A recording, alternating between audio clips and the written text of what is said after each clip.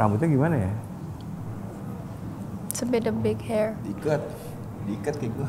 Teman-teman, kita kedatangan Alip John, dan di sini anak gua namanya Rampa, ini Alip.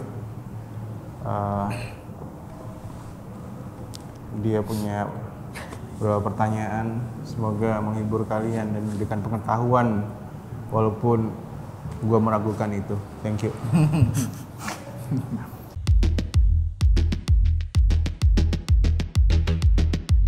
Gue aja nanya duluan deh gimana? Enggak lah. Coba lu perkenalkan nama lo siapa? Oke, nama saya Maria Lourdes Swapsang Rampa, kebetulan. Dipanggil biasanya kalau nggak lo nggak pakai Kak. Nggak Rampa. Oke. What about you? Aku adalah Meteor. Tapi orang manggil gue Alip John. Sedeng. Dia itu intuitif. Api. Api. Siram pakai air mati. Kenapa Meteor? Sebenarnya panjang banget kenapanya. Cuma gue persingkat dan lebih padat aja. Kemanapun lo berpijak, lo pasti menimbulkan impact. Tapi dengan lo ngomong menimbulkan impact, lo ada spesifikasi nggak dengan orang atau siapa, impact apa yang lo bikin? Ya mungkin kalau misalnya gue datang ke suatu tempat gue adalah contoh buruk, berarti dia bisa ambil yang baik. Kalau di suatu tempat gue datang sebagai contoh yang baik, berarti dia bisa ambil yang lebih baik lagi aja. I think we need a drink deh. Mau minum? Ya, Oke, mau apa? anything. Miras. Kalau lo agak kurang lepas. Oke, Iya. ambil Gue miras. Gue mulai gambar. Kalau dibilang gue mulai gambar sih, gue dari bocah juga mulai gambar. Pakai cat minyak selembek. Enggak, gue masih belajar teksturnya, ininya nih. Bikin giniannya. Kalau modelan realis kayak Mona Lisa gitu tuh berarti tipis banget kan tuh berarti. Ya. Flat banget kan. Ya. Base-nya dulu, kemudian itu tambah lagi. Set maksimum pengangguran anjing.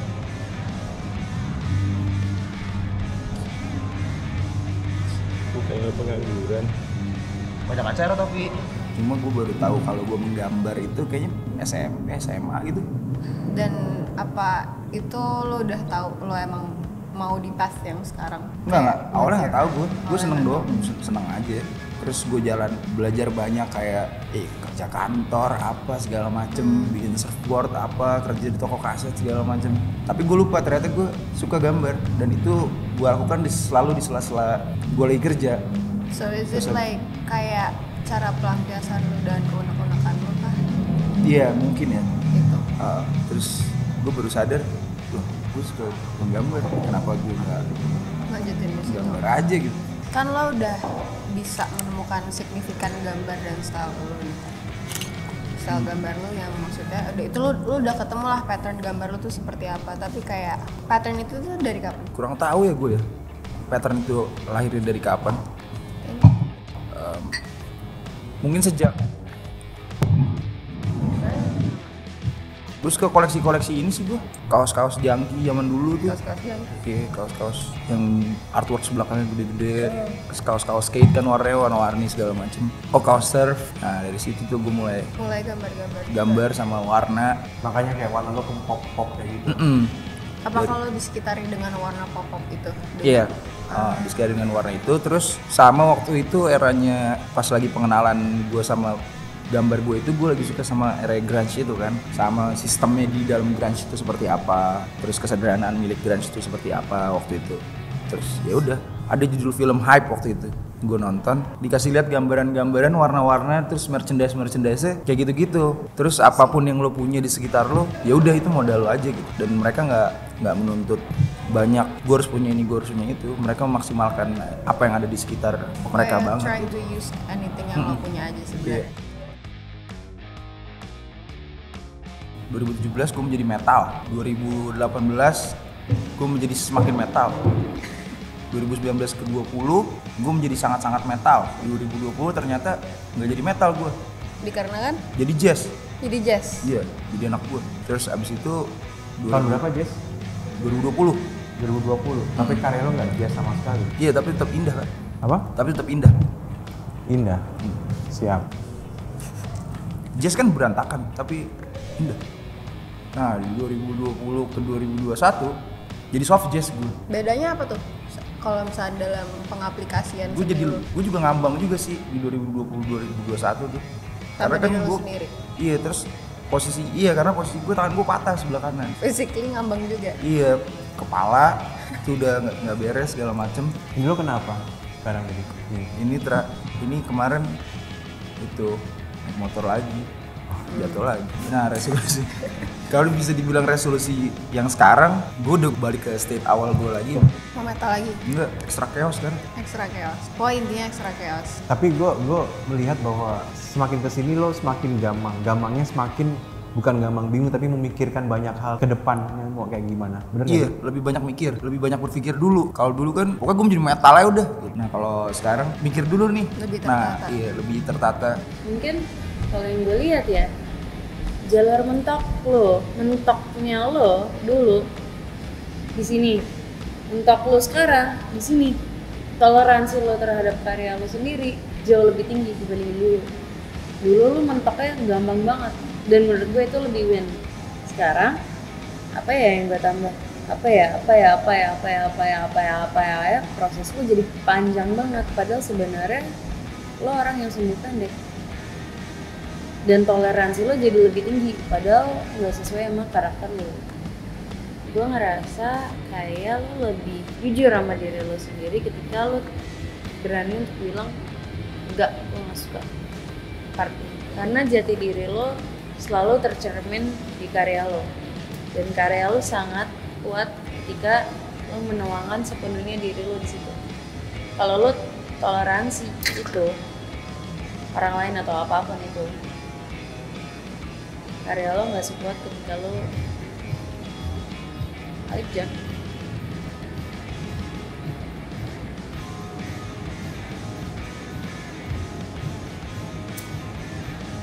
Ya. Tapi di satu Nggak sisi tertata menurut gue itu nggak fun juga ya gitu. Iya. Buat gue gitu. Jadi akhirnya gue kehilangan fun gue mau extra chaos. Terus Tapi gue udah balik ke state gue lagi Balik ke sekarang. state lo yang sekarang. Iya. Tapi dengan lo mencoba untuk ngelihat masa depan lo ntar seperti apa. Tapi kayak apa cara lo buat menata itu dengan campuran kechaosity-an lo itu? Cara Ngerti nggak maksudnya? eh, Kayak misalkan ini kan lo mau nata nih kayak 10 years from now. Kayak tadi lo bilang kan lo lebih ngeliat ke future. Cuma kayak dengan cara pikir lo yang kayak lo mau chaos tapi secara tertata tapi chaos juga tuh, apa yang akan lo lakukan? bangun aja dulu. Terus Bangun dulu. gue setel lagu dulu. Lagu yang pertama yang harus gue denger pas gue baru bangun adalah The Songs What Makes You Live. Ada banyak lagu, gue banyak banget hidup gue banyak banget sama lagu. Jadi itu yang bisa ngebantu gue sih. Mungkin itu juga yang gue suka ya. Gue suka nggak dengerin orang, kata-kata orang, tapi gue lebih suka dengerin lagu. Jadi kalau malas dengerin orang, dengerin lagu aja. Tapi menurut lo dengan malas dengar kata-kata orang, apakah itu positif atau negatif? Kan selalu two side of coin. Exactly. Kenapa? It's always two sides of coin. Okay, it's always a gray area. Everything is a gray area. Nah kalau lu mungkin grey, kalau gue silver. Dikarenakan? The shining gray between black and white. Oke. Ya, why kenapa harus pick? Kenapa harus di dunia hitam atau putih kalau lu bisa pick the shining one? Tapi menurut lo pandangan orang itu penting nggak? Kalau gue pikirin, kalau gue pikirin penting. sebenarnya penting. Apakah itu karena sudah menjadi pekerjaan lo sebagai seniman kah?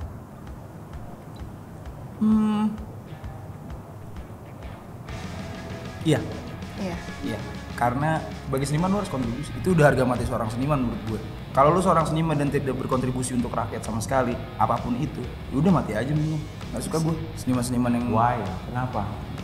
Untuk apa? Untuk apa? Gue gak suka. Tapi lo Lu hidup mencari, lu mensuarakan inspirasi lo, dan lo hidup dalam sebuah kebebasan, dan akhirnya lu punya aksi yang berujung reaksi yang ada ujungnya jadi kontribusi. Habis itu baru mati. Awalnya enggak. Awalnya gue nggak tahu bakal bisa impact ke orang juga. Iya, sampai segitunya gitu. Tapi setelah banyak kejadian kayak terus tiba-tiba ada orang datang, bang, gue nggak jadi bunuh diri, lo inget gue nggak bang, lo siapa gitu, gue nggak jadi mati bang gara-gara gue lihat karya lo dan segala macam. Terus tunjukin, dia pernah nunjukin, terus tadi gue pernah nge-DM gue panjang lebar gitu. Nah itu yang bikin gue jadi lebih berpikir, dan gue juga ternyata tanpa disadari, bang makasih ya udah bikin gue berani stand up gitu, gue udah berani berdiri karena gue ngeliat lo diterpa apa, angin apa segala macam, gue berdiri gara-gara lo, gue ngeliat lo, gue jadi kayak punya temen bang, padahal kenal juga enggak gitu. Cuma mungkin dia merasakan dan butuh ada validasi mungkin dari orang lain gitu, dari gue gitu.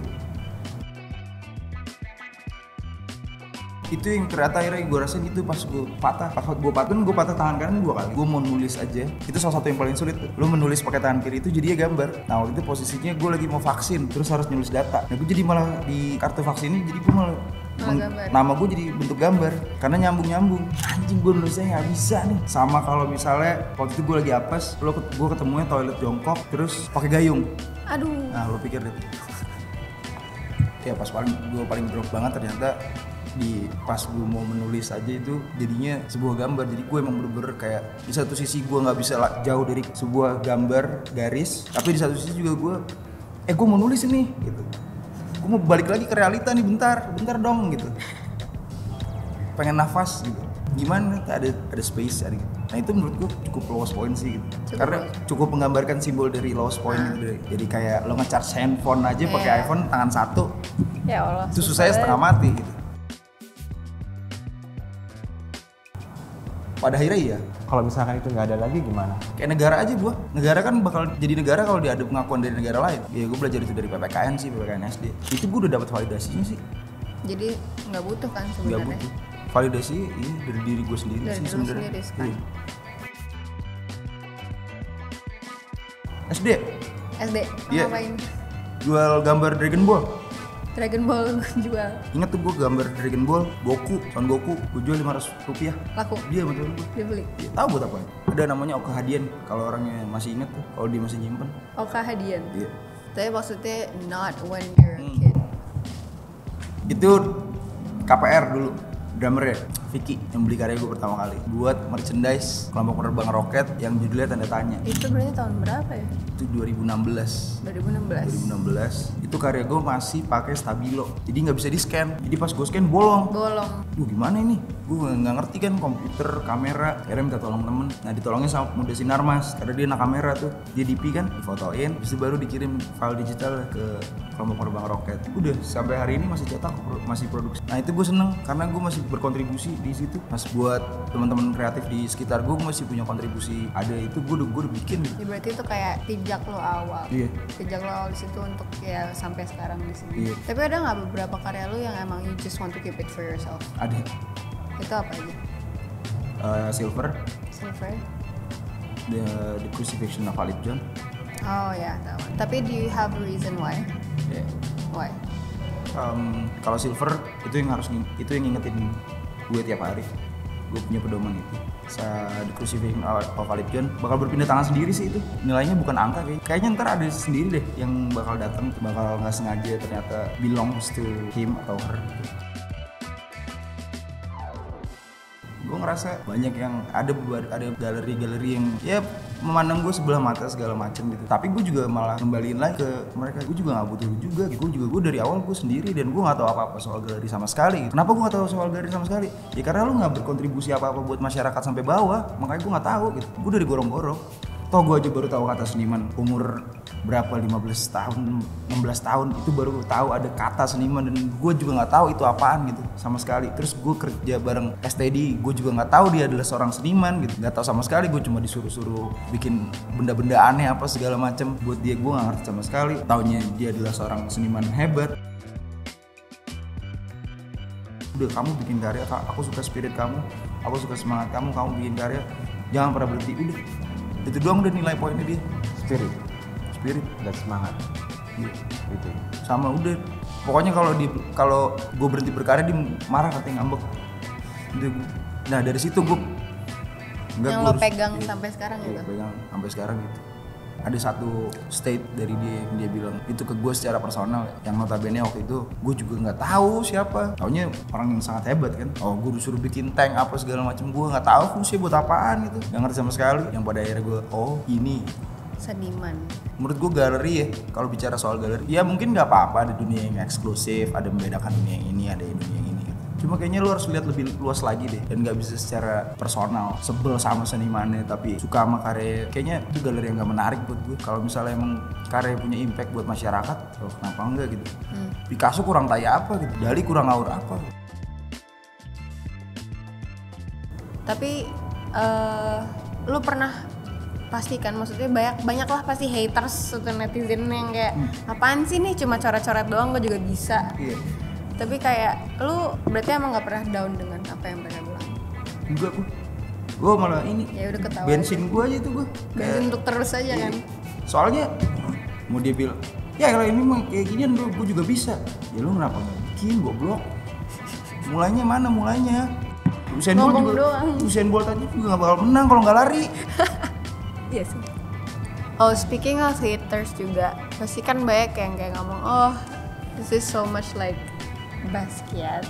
Nah itu, tapi kayak do you have any pendapat about that? Santai gue belajar, gue lihat gitu, gue tahu.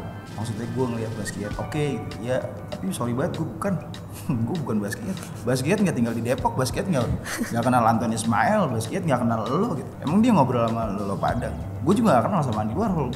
Jadi nggak bakal bisa disamakan. Iris gue berbeda. Mungkin ada gue belajar dari dia. Thanks for his legacy. But you're not him. Tapi sorry banget, dia nggak pernah kecelakaan motor 4 kali.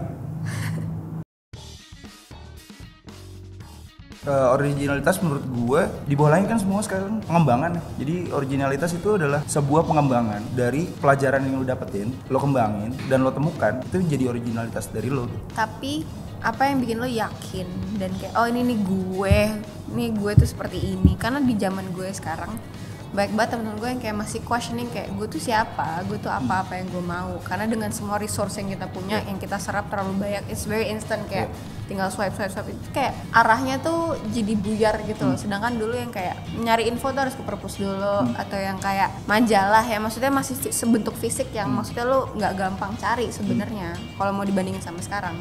Cuma kayak do you have any kind of way of saying kalau kayak gimana lo berpegang teguh kalau itu tuh original gitu? Waktu itu Explain more. What do you mean by waktu? Karena kan gue belajar nih dari lo. Terus Lab gue punya ide bikin mikrofon. Oh yaudah, lo punya ide bikin mikrofon. Terus gue ngeliat lo bikin mikrofon, bentuknya kayak gitu.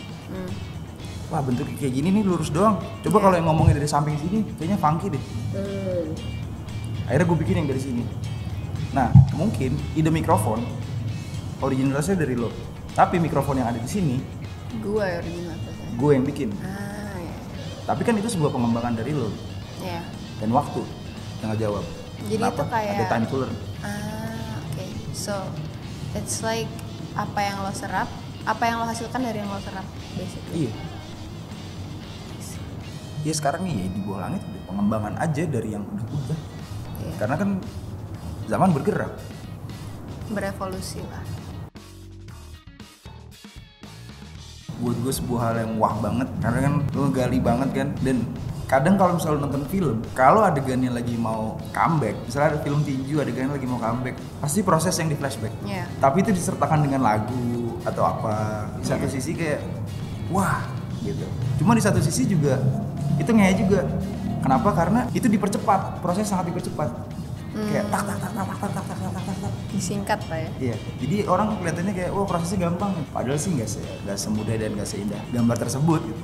Poin-poinnya kan pasti pertama nih, kalau lo bikin karya, nomor satu ditanya lo ngapain sih, lo bertahan nggak tuh sama kekuatan di kepala lo.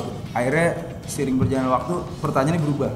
Jadi lo bikin apa sih? Akhirnya nih lo ngapain deh? Gitu. Ada rasa keingin tahuan. Akhirnya berubah lagi di poin ketiga, karena lo konsisten dan lo misal suka dengan bermain dengan api. Saat orang ngeliat api, inget ya, oh itu si Lolo, Lolo api itu. Gue inget temen gue satu, ada dari dulu gue nggak tahu dia mau ngapain, tapi sekarang gue banyak tahu soal api. Ada 3 poin itu sih dalam lo berkarya pasti ditanya. Awalnya ditanya lo ngapain dulu, terus dicaci maki dulu, nih kenapa? Abis itu dimaklumi, dimengerti. Abis dimengerti dipuja. Ujung-ujungnya ya Nah, impact.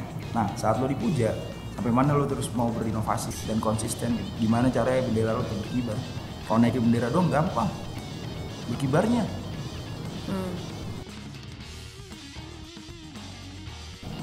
Gitu. Kalau menurut gue seorang art critics itu ini ya salah satu orang yang bermain di pinggir jurang ya. Iya. Salah satu orang yang berani. Kenapa? Karena lu berurusan sama orang gila coy, sama orang yang idenya yang mikir di luar ya ngawur-ngawur apa segala macam. Tapi lu bisa mengkritik sesuatu gitu, seseorang atau karyanya karena lu tahu dan lu bisa mengeluarkan potensi dari orang tersebut. Kalau cuma sekedar mengkritik tapi nggak ada impact apa-apa, kayaknya cuma untuk sekedar sebel dan penyampaian dan lu nggak suka karyanya, menurut gue itu bukan kritik ya. Kalau kritik pasti ada sesuatu step yang Ada base dari riset dulu juga. iya. Nggak bisa cuma ngomong doang ini jelek apa bagus. Kan sering banget tuh ada yang nanya genre lukisan gue, terus gue selalu jawab AKTKB, What's that? Ask Critics They Know Better. Tapi apakah dengan itu lu tidak menerima kritik? Gue nerima gue kritik, cuma gue nggak ngasih tahu kalau gue nerima. Why? Dengerin aja. Dengerin aja. Dengerin. Kalau gue lagi sebel banget atau suasana hati lagi ngehe, baru gue lawan. Kalau lagi nyantai-nyantai gue dengerin gue. Tapi kalau gue nggak penyampaian orang mengkritik gue nggak asik, nggak seru atau nggak fun gitu, gue tinggal sih. Cabut gue nggak gue dengerin. Males ah. Apa yang kamu dapatkan dari pembicaraan ini? Kenapa? Lolo.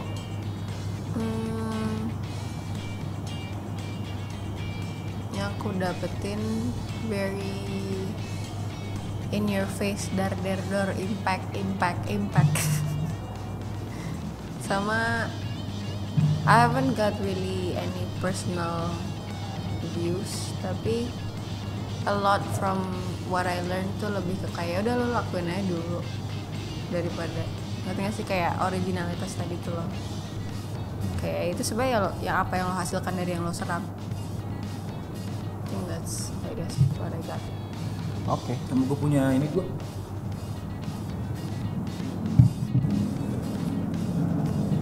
Apa? Kalau lo mau main api, lo harus tahu cara madaminnya.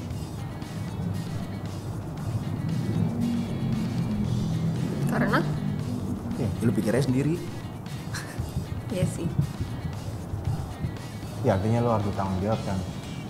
Ya kan? Lo harus tahu konsekuensinya dan bagaimana memadamkan itu.